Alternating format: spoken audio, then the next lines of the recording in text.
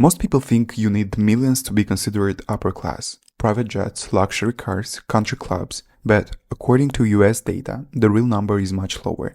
In fact, there is a specific net worth that quietly separates the poor, the middle class, and the upper class. And once you see it, you might realize you are not completely different class than you thought. Before we talk about wealth classes, we need to understand one important thing: net worth. Because wealth isn't measured by income, it's measured by what you own minus what you owe. In other words, net worth equal assets minus liabilities. Assets are things you own: your house, your savings, your investments. Liabilities are everything you owe: mortgages, student loans, credit cards, car loans. Imagine someone who owns a 500k house, has a 40,000 in retirement savings, and 10k in cash. That means their total assets are $550,000, but they still own $300,000 on their mortgage and $100,000 in student loans. That's $400,000 in debt. So their net worth is 550k in assets minus 400k in liabilities, which equals 150k net worth. And this is why net worth matters, because someone can earn a lot of money, but if they spend most of it, they're not actually building wealth. That's why net worth is much better measure of wealth than income. Let's start with bottom 20% of households in America. According to US data, the median net worth in this group is just $6,000. That means half of the people in this category have less than that. The average household income here is usually between $25,000 and $27,000 per year. People in this group often face serious financial pressure. Many are living paycheck to paycheck, meaning most of their income goes toward basic spends like rent, food, and transportation. It's also common to see minimum wage or low wage jobs, limited access to higher education, and cycles of debt that are difficult to escape. When unexpected expenses appear, like a medical bill or a car repair, it can create major financial stress. But it's important to understand something. There is nothing shameful about being in this position. Many people start here, especially young adults just entering the workforce, students or families rebuilding after financial hardship. And with the right opportunities, people move out of this category all the time. The next group is the lower middle class, which represent households between the 20th and 40th percentile. The median net worth here is about $43,000. And the average household income is roughly $48,000 per year. This group often includes factory workers, farmers, new graduates starting their careers, and immigrants building a new life.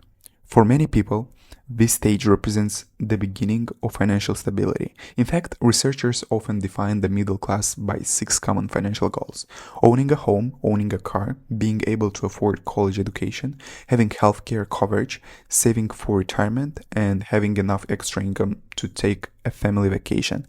These goals represent a shift from simply surviving financially to having some freedom in how money is spent.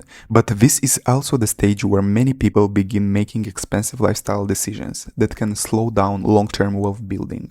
Right now, in the middle of the wealth distribution is the true middle class.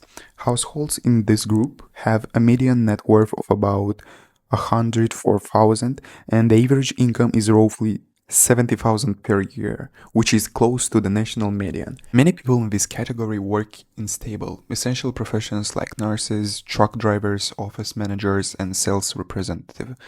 What's interesting is that many people reach this level not because they suddenly became rich, but simply because they've been working and saving for a long time. Over the years, small savings begin to add up, retirement accounts grow, debts slowly get paid down, and investments start compounding. This is where the power of time becomes extremely important. Even modest contributions invested consistently over decades can grow into significant wealth.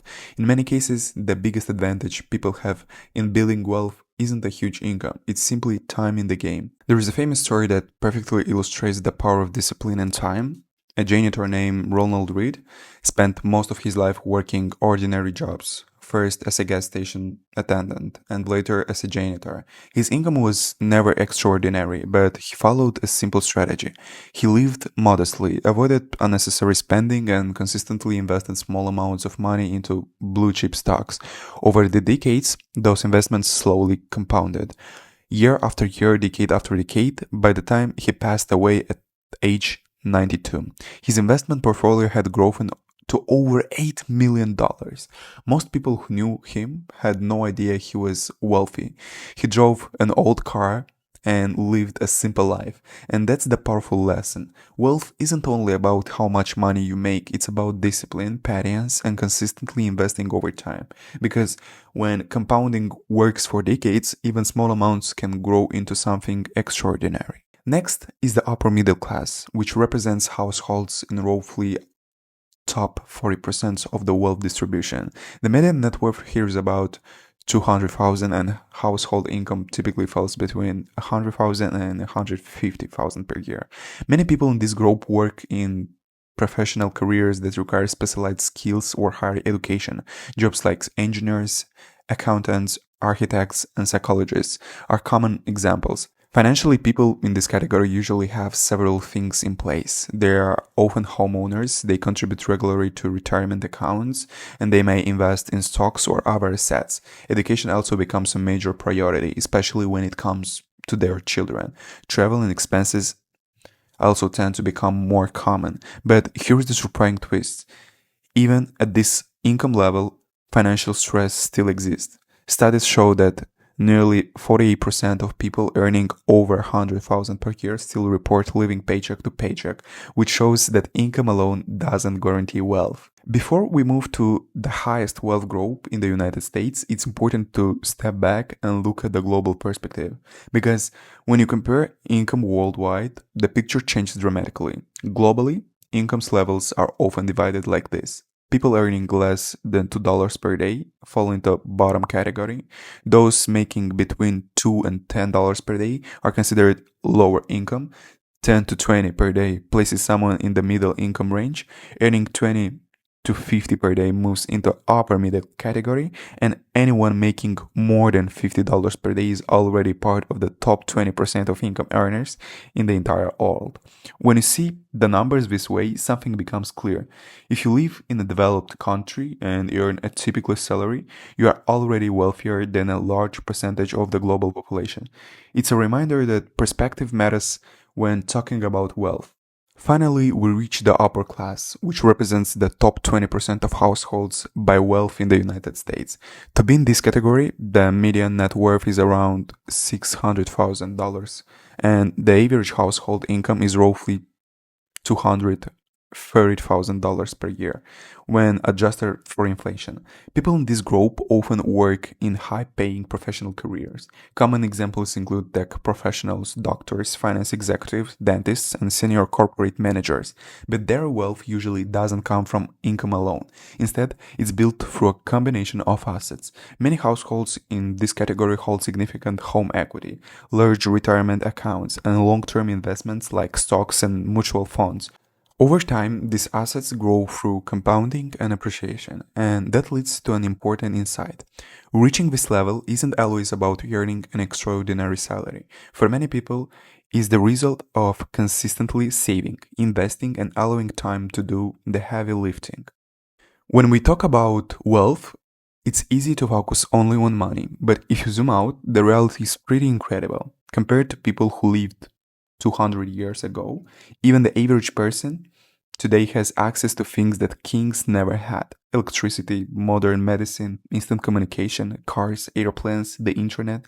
In many ways, we already live in a world that would have seemed unimaginable in the past.